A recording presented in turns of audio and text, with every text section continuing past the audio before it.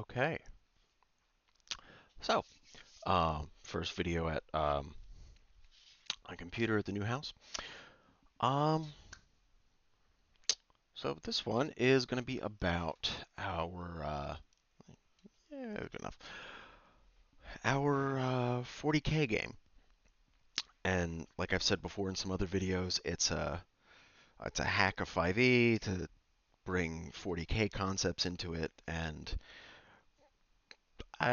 there's a few reasons we're using that. One, we already know 5e, so it's just easier in a lot of different ways. Um, but it's easier to play something that's just changed slightly and just learn the changes than it is to learn an entirely new system sometimes. But that's not really what we're here for. So we had our first session over the. Actually, I'm going to close the door, but you can still hear me. So we had our first session last this Saturday. It was like what, 2 days ago? It's Monday. Yeah, it's like 2 days ago, and like every first session, it's the introductory session. You're getting to know the characters, you're getting to know the world, and in some cases, you're getting to know the DM and the other players. But this time, it was largely to start to get a handle on the changes in the system, and we've already come across like some things we got to tweak. But I'll go over that kind of in its own section of this video.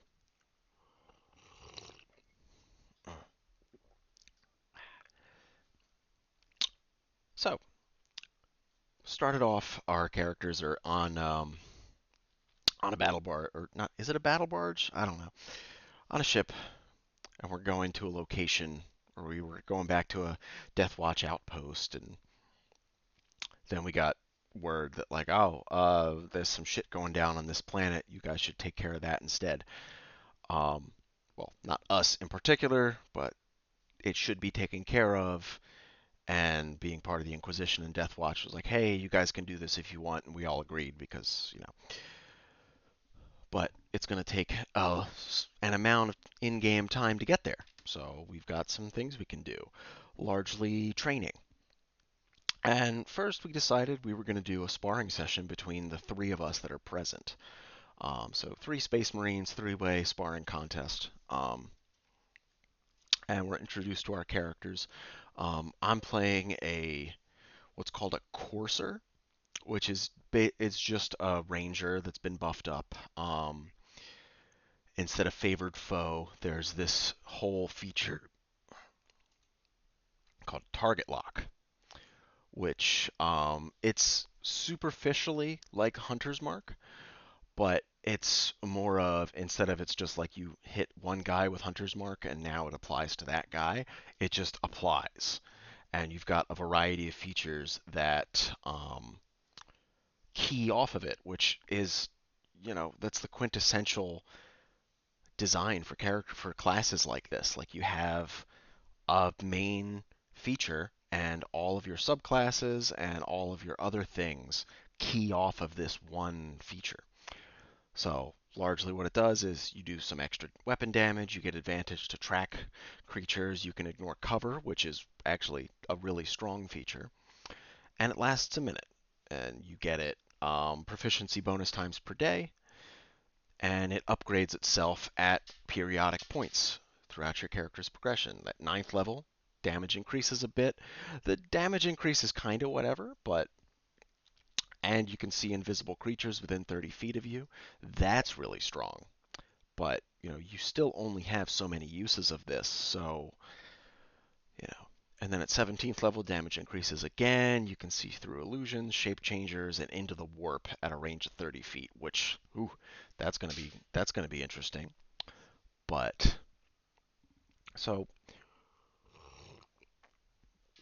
it's a really, it's I think it's a really good take on the question of rangers and hunters mark.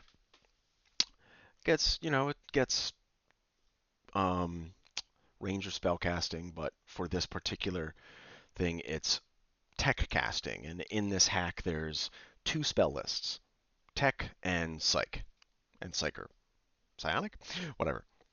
There's two different spell lists, and they have their own things. Like, there's no tech counter spell, for example. There is a psyker counter, or maybe there is a tech counter spell. Either way, they're two different spell lists, and they're actually largely treated as their own kinds of things. Like, for example, you can't use. There's a tech spell that's basically just dispel magic, a tech power that's dispel magic, but it only works on tech things.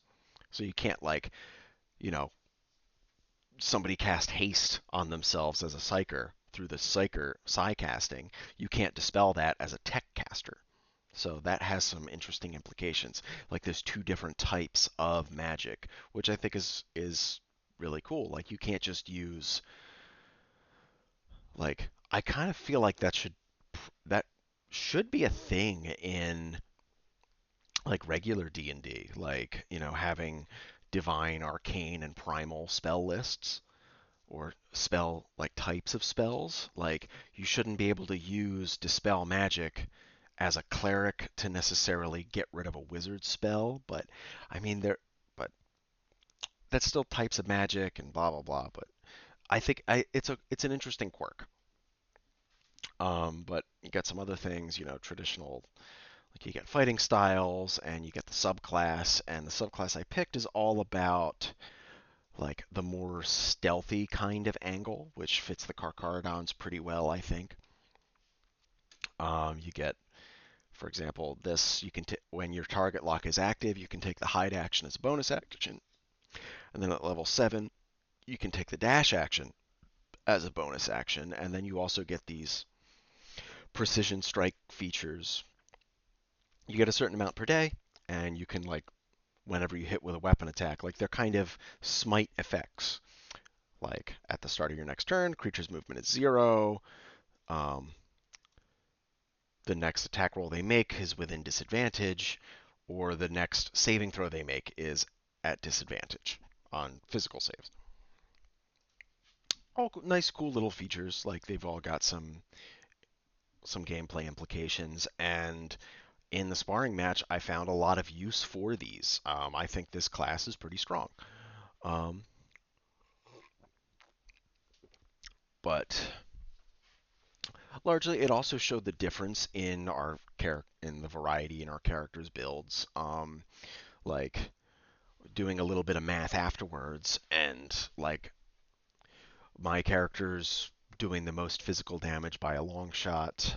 We've got a psyker doing psyker things, and one of the other characters who's playing a new class called the Crusader, which is kind of like the 4E warlord, um, with a little bit of bard, a little bit of paladin, that kind of stuff mixed in. So, and that character was built like mostly as like a support, so it kind of didn't work as well in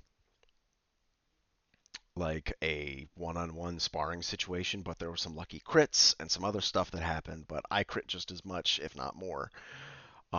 So, you know, I ended up using part of the environment in the sparring match that was really fun to do, which was, what was it? There were some like light barriers that were like constricting the sparring arena, and they were like slowly shrinking in. And if you touch that, you lose. So what I ended up doing is I kept pinning the Crusader in one spot using the precision strikes to reduce his movement to 0 for that turn, and I would dash away because I also had mobile, so he can't get an attack of opportunity. I would do that and just pin him to the ground and prevent him from doing anything. So, some emergent gameplay like using different features. But I think the first session went pretty well. But like I said earlier, we found some things we want to tweak. Um, for example, the let me bring up the documents here real quick. Okay, so here's the standard equipment and the weapons, and the way it kind of works. It's mostly the same kind of weapons, but um, the designer of this hack did an interesting thing where he kind of flattened all like bludgeoning, piercing, slashing into just kinetic. So it's just physical damage, which I think makes a lot of sense. Like they're kind of treated as the same damage type a lot in 5e anyway, and a lot of the time using a particular type of weapon is a more narrative based advantage, like using a spear against something that's like high, like has a particularly small weak point that you have to reach at and something like that, you know. So like bludgeoning, piercing, slashing aren't meaningfully different damage types, I think.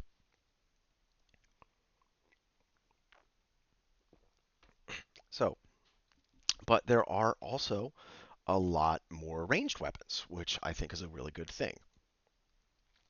And there's like the simple weapons, something like regular humans might use. These are a lot of like guardsman stuff. That's kind of how this is set up. Like most of these weapons are things that quote regular humanoids could use because that's one of the other things. While we're all playing Space Marines, the hack is designed mostly so that like you could play like a bunch of guardsmen or like a guardsman, some Kroot, like some Tau, some orcs, like whatever. Like there's rules for all of that depending on what kind of game you guys want to run. And all these weapons are, they're all mostly like they're all pretty much in line. Like I guess the pulse pistol and the pulse rifle are technically the strongest weapons here. Like yeah, they're slightly above average as far as damage is concerned, but who cares? Like, it's not a meaningful difference here. Um, like, there's a variety of different things. Our psyker ended up taking a lost carbine and applying one of the enhanced weapon properties to it, which that's how this hack handles um, magic weapons. Generally, it's enhanced weapons, and while you could just slap a +1 on it, it does some interesting things here. So the immediate one are bolter weapons, which if you know 40k, they're like the quintessential Space Marine weapon, and they do a variety of different things. In addition to like the normal weapon damage, they do an extra 1d6 fire damage, and this damage spreads to up to 2 additional creatures within 5 foot of the original target. That's cool. That's a thing they effectively do in the tabletop, in the narrative, or in the yeah, in the narrative. That's what they're supposed to do because they're explosive rounds. And then you've also got a variety of ways you can modify them. You get an offensive and a utility modification you can do, and you can change them anytime you take a rest, I believe. What is it? Yeah, short or long rest. And typically, this piercing one is like the one you want to use because it's an extra d6 fire damage. Um, you know, +1 is okay, but like, especially like +1s are just things you can apply, you can get separately. That's just changing the rarity of the weapon, really. These two are interesting, but are probably weaker. Um, And then you've got the utility ones. And typically you got the basic, the generic one that's always useful, the marksman one. And then you've got psi bolts, which changes the extra damage, the extra d6 or 2d6 from fire to psionic, and it damages psyker points, which I think is interesting. Then you've got purification, which changes it, or purified, which changes it to radiant damage, and is mostly just anti-daemon. And then you've got Tempest Shells, which is the same as Psyker, but it's lightning damage and it's anti-tech. So depending on the situation, you may want to change these out more often. Or say, like, changing it to, say, this, highly explosive, to just hit all creatures within 5 feet. If you find you're fighting a lot of, like, minionized enemies that all have 1 HP and they just go down to any amount of damage, then this would definitely be more useful. But there's a problem we've figured out. Because our Psyker took the plasma upgrade to his Lost Carbine. Plasma weapon. It's like, okay, you get an automatic +1 to this, whatever. And it deals acid instead of its normal damage. It's like, okay, cool. But then when you score a critical hit, you do an extra 2d6 acid. And then it also has this overheat mechanic, which is not really that well thought out. It's like super basic. It's just a minor misfire mechanic, which that's something we were thinking about. Um, so the DM is really well versed in 40k, so we were talking about it a little bit, and probably what's going to end up happening is for plasma weapons, you're going to get like a much larger damage bonus on normal attacks, not just on crits like this says. So it'll be like, instead of just the max 2d6 you could get on a bolter, like the idea is they should be more damaging than bolters. But um, so instead of the 2d6 possible on a bolter, you might get 3d6 or 2d10 or 3d10, whatever number, but they'll be really similar to crossbows in that they'll be limited to one shot per turn. I don't know if it'll be the loading property specifically or its own unique property that the DM will have to write, which takes 3 seconds. A property like limited fire rate or whatever you want to call it. Um, and what that'll do is for certain characters, like for certain classes, that becomes less or more useful. Like for most of this party, there's three marshals essentially. There's the courser, the crusader, and there's also an augmenticist, which is just a monk. This type of weapon would not be good for any of them because we all rely on making at least 2 attacks. So just using a bolt weapon is going to be more damage. But for the Psyker, he's only possibly making 1 weapon attack per turn anyway, so he's going to want as much damage as possible. So that's going to be a good choice for him. Um, but something else I was thinking about is because everything like really strongly revolves around like this extra damage that the weapons are capable of. I was thinking that probably depending on like your weapon setup, weapons should do more. Like for example, I'm using a 2 weapon fighting build, and my damage is crazy. It's double the damage that the Crusader is doing because he's only using a shield and a one-hand weapon. Now that said, he is negating more attacks against him because he has a shield. But you know, I was thinking about it, and it should probably be light weapons use like, any of their bonus damage. Like, and this is true in the weapons themselves and the size of their weapon die. Like, light weapons generally only get a d6, whereas like one-handed or versatile weapons get a d8 or a d10, and then two-handed weapons get like a d12 or 2d6. And the additional damage, like for example, you can look at this Power Fist. You get an extra 2d6 thunder damage. And generally, all the weapons are like that. They're all flame tongues, essentially. And I feel like the extra damage should probably follow the same die scaling scheme as the weapons themselves. So, like light weapons, like Lightning Claws, for example, you do an extra 2d6 lightning damage. Whereas in the case of this Power Fist, if you're using a light gauntlet as the base, which is like a smaller, they're light so you can more easily two-hand them or dual wield them. then yeah, you should be doing 2d6 thunder. But if you're using just a gauntlet, which you're only going to have one of unless you take dual wielder, but that's a feat tax. So if you're using just a gauntlet that does a d8 damage, then this damage should probably be 2d8 or 2d10.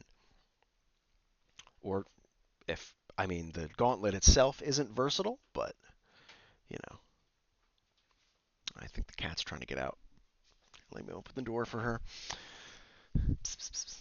Cat, come on.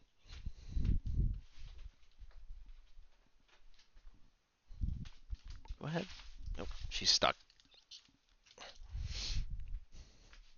Anyway, so, something that you can only essentially have one of should be doing more. So a versatile weapon, a one-handed weapon that you're using by itself should do like 2d6. We'll say non-light. 2d like it should be doing 2d8 or 2d10. Cat. And then likewise, a two-handed weapon should probably be doing 2d12 extra damage, just to keep the numbers a little bit higher. Like two weapon fighting is still going to do substantially more damage because you're just getting more attacks. Especially because we've homebrewed it that your additional weapon attack, doesn't take your bonus action, and extra attack applies to it. So, and that helps a lot because if it was using a bonus action, I wouldn't be using two weapon fighting for this character because he's too bonus action hungry. He's using his bonus action basically every turn. Like he'd be using something else. Um, and that's kind of always how I feel like it should go. Especially the way the fantasy kind of works out. Because if you want to talk about two weapon fighting in the real world, what it essentially lets you really do is attack and defend the same angles. Because usually, if you've got a single weapon, then that single weapon is all you're really worried about.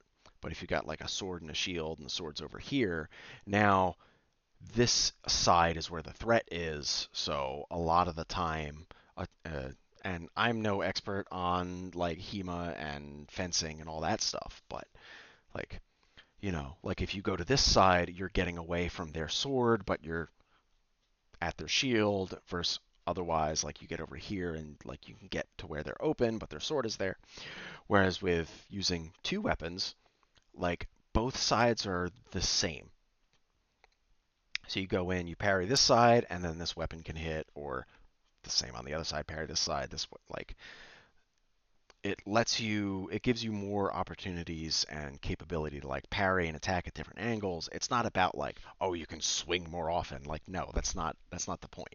Especially in a real sword fight, you're only really like one attack wins. Like that don't matter. But for the fantasy of like a TTRPG, more weapons means more swings. So, like the way the three general weapon setups you get in 5e, which is like two weapon fighting, sword and board, and a single weapon you're two handing.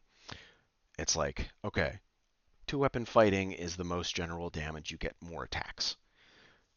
Sword and board, you're getting way more defense from the shield, and this is generally your weakest, lowest damage option because you're just using a single regular sized weapon. And then with a two-handed weapon, like this should be your most damage like per attack because you're giving up defense entirely for a big boy weapon and you're not getting additional attacks.